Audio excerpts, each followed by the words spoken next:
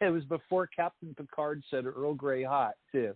Oh, I changed my name back in 1998 when is that right? 98? No, it was before then. No, that's wrong. 1988.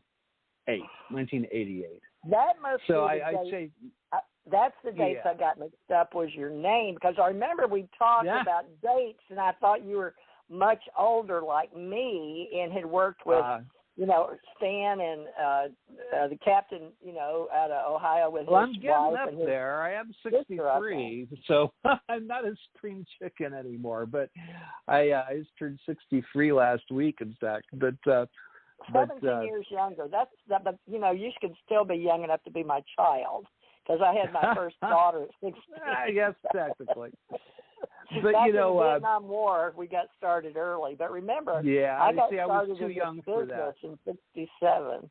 Yeah, the NASA. I had friends and neighbors that went over to Vietnam, but I kind of lucked out there. I was just young enough that I missed that whole mess. Oh. But thank God. But you lived through it. You remember it, though, right? I remember it very, very well. And I've worked as a musician for since I was a kid. My first paying gig was back in 1972. And but anybody that works as a musician, they also know. I mean, you usually have to have something else that you're doing in order to make ends meet. Either that or you're playing cover songs, I know one guy that's working in a band called Led Zeppelin, and they do the Led Zeppelin thing beautifully, amazingly. I mean, Jimmy Page, Led Zeppelin's actual guitar player, gave them kudos and said that he couldn't tell the difference between them and his own band live. But that's one way to make money, is by doing cover stuff, playing in a Beatles cover band or just playing in a bar band, to where you can, play songs that people are requesting.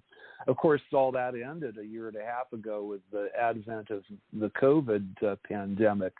Very sad. A lot of my musician friends had a very rough time of it. That's one of my hats, and everybody kind of knew me on social media as Earl Grey, but it was my musician name. So it kind of worked with the UFO thing, of course, with the gray alien stuff, right? It's still a pun, because it's the T and it's kind of silly. And that's kind of what I went for. I wanted to, it was just sort of like Elvis Costello, Elton John, those are all, pseudonyms. And I needed one because one club in particular that I played at, they kept putting my name wrong on the marquee. They mixed me up with Carl Anderson, who's an R&B singer out here. He's played Judas in Jesus Christ Superstar. Is that guy? So he would bring a totally different crowd than mine. And 2 times the guy that did the marquee got our names wrong on there. And so I would go to do my show, and there's a bunch of people expecting to hear an R&B act. And there I was with my acoustic guitar, doing my thing, which is more like James Taylor kind of acoustic rock pop stuff, So I decided to change my name just to get around that, and just because it was easier for people to remember. I just figured, well, Earl Grey, if I'm playing in a coffee house, it's free advertisement for me. Anybody that goes and orders a coffee, they're going to see Earl Grey tea and they're going to think about me. So it actually served me pretty well as a musician. As a ufologist, so-so. That's why I'm trying to get my actual last name in there again, and I'm just going with Earl Grey Anderson. That way the people that knew me as a musician, they know it's that guy, right? But I'm not going to be scaring people, making them think that I'm a gray alien that's calling them up to talk about their UFO case, because that could be a problem too, right? I've had a couple people, I'm glad I thought you might be a gray alien, So that's the Earl Grey business and where that came from.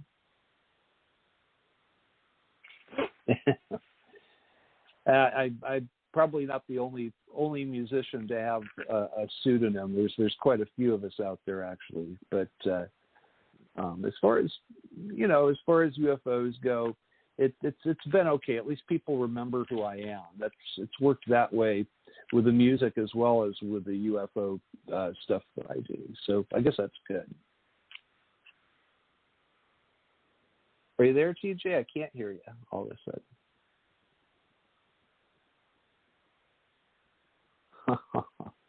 I'm not sure if she's muted or her phone went out.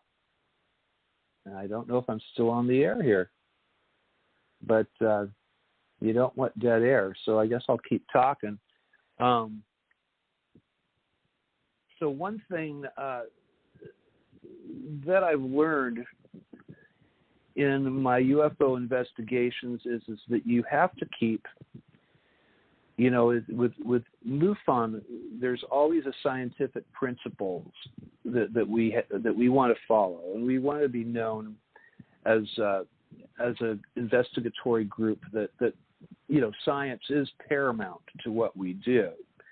And, you go and you look at the roster of people working for MUFON, you're going to see, that we have astrophysicists, that we have people that are, just a lot of PhDs out there, as well as, common folks like, myself. I don't have a PhD. I mean, I'm a nurse. I have my nursing license, and that's, where, but most of my sciences, I've been sort of an auteur and self-taught over the years, reading a lot of science books, I'm an amateur astronomer as well as everything else that I do. So I had that background in astronomy, and that's been helpful. There's one of the things that I have to deal with quite often is that people will see something that they think is a UFO, and it's not always a UFO. And sometimes people that are really good observers will be mistaken. For instance, we recently had a couple of Navy guys that put in a FLIR infrared video that they took of a jet afterburner, and it looked like two UFOs, two spheres that were flying next to each other. But looking at the radar, the video that they sent, you could tell what it was. If you have that background, is like, nope, that's an afterburner. I've seen this before. And J. Allen Hynek, who was the head of the Air Force's Project Blue Book investigation into UFOs,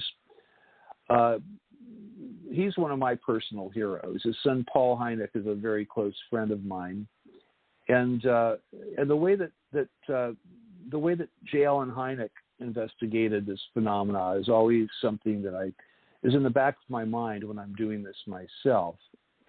And that Hynek said that 95% of the UFO reports, 95 to 90%, are usually prosaic. That they're usually something that people misunderstood. That was a prosaic object. Like, we'll get a lot of Mylar balloon reports that come in, because something as simple as a Mylar party balloon can look very, very strange. It can look like a silver UFO that's flashing Morse code at you. And the other thing is the personal radio-controlled drones that people see out there. Same thing. They get misidentified as UFOs. And so a lot of what I do at MUFON is trying to figure out what something actually was. And I'll kind of go through the litany, and I'll go through the various things that we see repeated from case to case. You'll see a lot of the drones that people think are UFOs. That it can be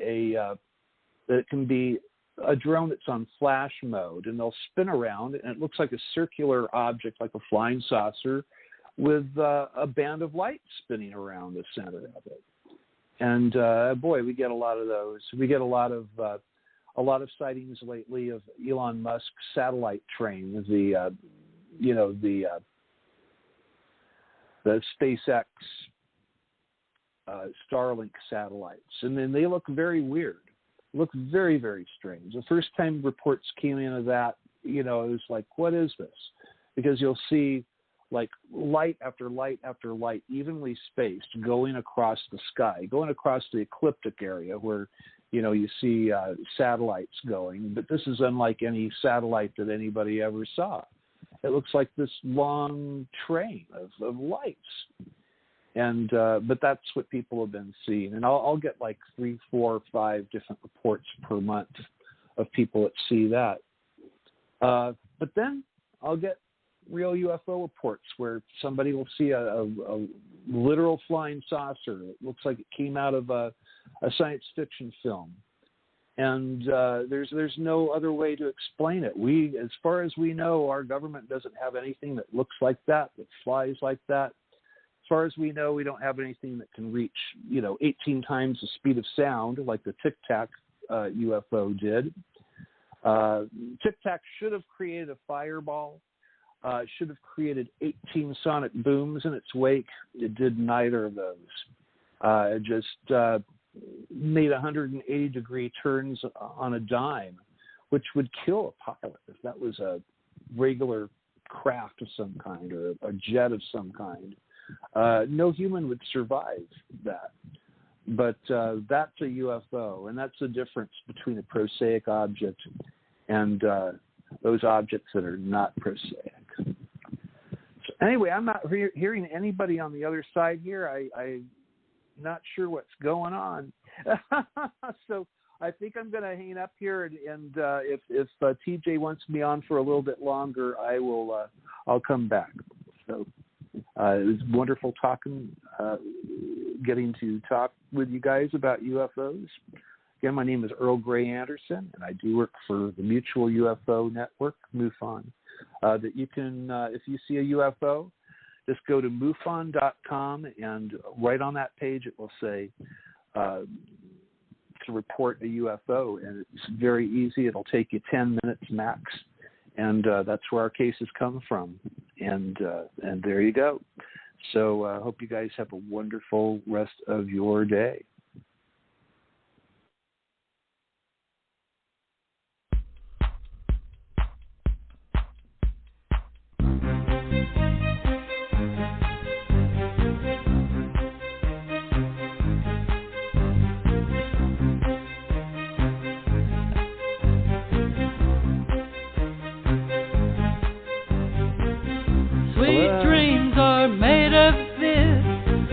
Am I to disagree?